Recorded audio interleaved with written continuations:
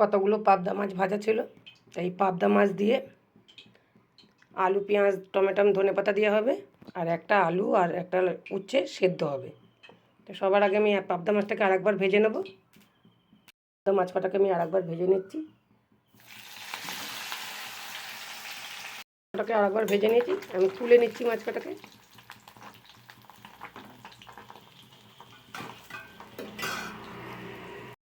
দুটো কালো জিরে ফোড়ন দিচ্ছি, কেটে রাখা আলুগুলো দিয়ে দিচ্ছি, পেঁয়াজ কুচি। আলুটা ভাজা হয়ে গেছে,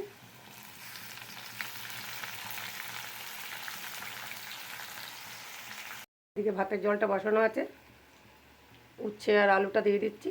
জলটা ফুটলে চাল দেবো। টমেটো আর আদা বাটা দিয়ে দিচ্ছি,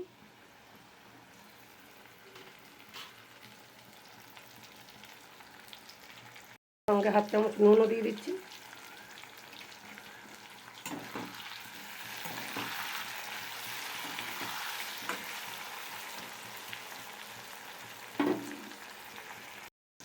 হাফ চামচ লঙ্কার গুঁড়ো দিয়ে দিচ্ছি, হাফ চামচ জিরের গুঁড়ো দিয়ে দিচ্ছি, হাফ চামচেরও কম একটু হলুদ গুঁড়ো দিয়ে দিচ্ছি।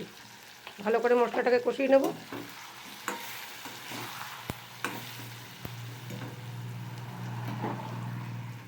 কাপ জল দিলাম মশলাটাকে ভালো করে কষানোর জন্য। মশলাটা কষানো হয়ে গেছে, আমি এর মধ্যে এবার জল দিয়ে দেবো।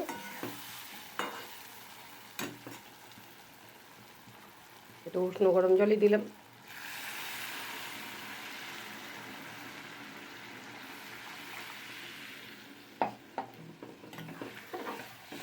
ঢাকা দিয়ে দেবো। ঝোলটা ভালো করে ফুটে গেছে, মাছগুলো দিয়ে দিচ্ছি এক এক করে।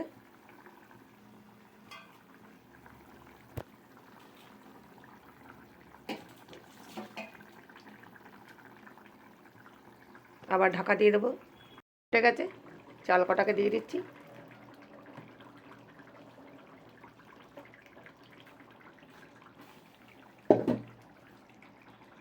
মাছটাও হয়ে গেছে, ধনেপাতা দিয়ে নামাবো। থেকে আমি একটু ধনেপাতা ছিটিয়ে দিচ্ছি, মাছটা নামিয়ে দেবো।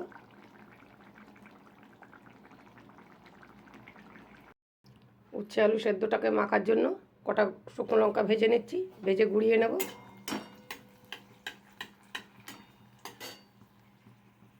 লঙ্কা কটাকে ভালো করে গুঁড়িয়ে নেব উচ্ছে আলু সেদ্ধটাকে মাখার জন্য।